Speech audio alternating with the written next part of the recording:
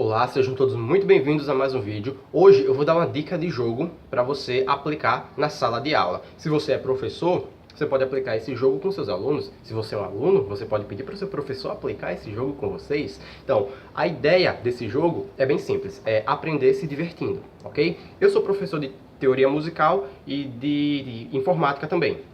Então eu criei esse jogo e testei com os meus alunos de teoria musical, mas você pode utilizar com qualquer aluno de qualquer outra turma. A ideia é pergunta e resposta, beleza? Vamos lá.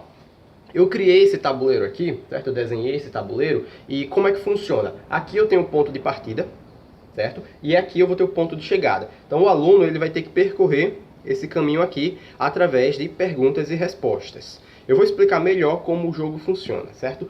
Nós temos 3 peças para fazer esse jogo funcionar.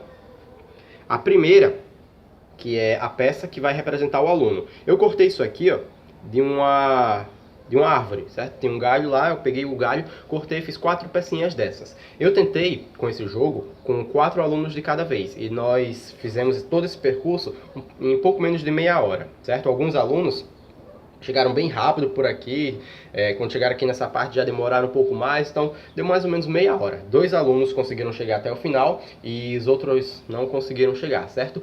Nós temos também outras 2 peças.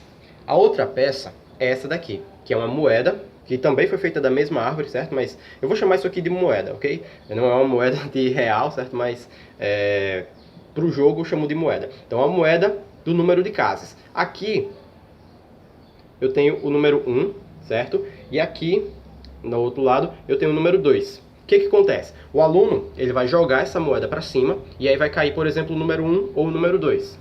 Significa o número de casas que ele vai andar. Só que tem um detalhe. Como o jogo não é somente diversão, o objetivo não é somente chegar até aqui o final, existe outra moeda que eu vou mostrar para vocês, que é a moeda das perguntas, certo? Como assim?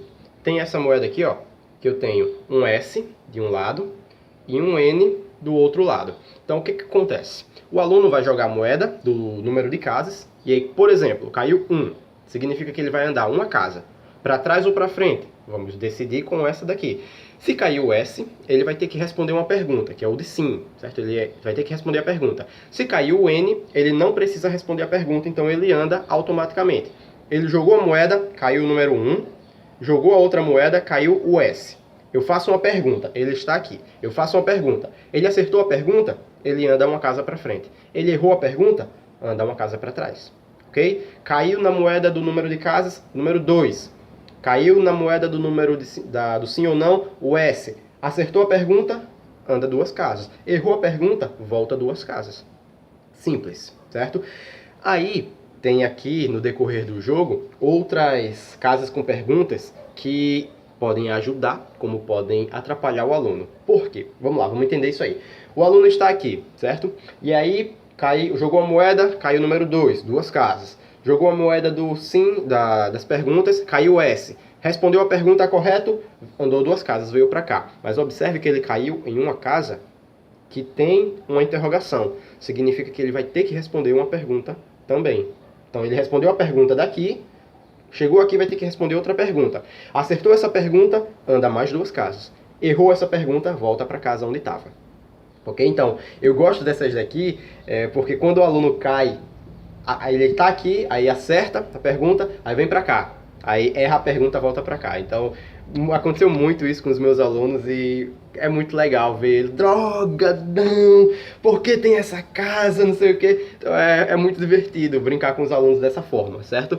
E o legal é que a gente vai aprendendo enquanto joga, vai fazendo a revisão. O aluno errou a pergunta, então a gente vai no quadro e explica, ó, isso aqui é assim, assim, assim. E aí você pode fazer desse método, pode fazer de qualquer outro método. Você pode inventar as regras do jogo também, isso aqui são as que eu utilizei, certo? Então, o aluno veio para cá, aí tem um detalhe. Quando o aluno chega aqui, nessa região, nessa casa aqui, para frente, ele vai ter que responder as perguntas independentemente da casa que ele tiver. Então, o que acontece? A moeda das perguntas e respostas não é mais necessário, porque ele vai ter que responder. Mesmo que ele jogue a moeda e caia um N, ele tem que responder, porque ele está na casa que tem pergunta. Então, ele vai jogar apenas a moeda do número. E aí, se caiu um 1, ele vai responder a pergunta. Acertou, vai para frente. Aí tem um detalhe. Errou, fica onde está. Quando o aluno chega nessa casa, com as minhas regras, como eu falei, você pode inventar as suas regras, mas nas minhas regras, quando o aluno chega nessa casa, ele não volta mais.